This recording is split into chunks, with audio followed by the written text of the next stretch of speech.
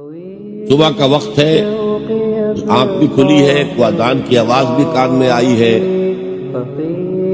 आपका नफ्स कहता है अभी सो जी।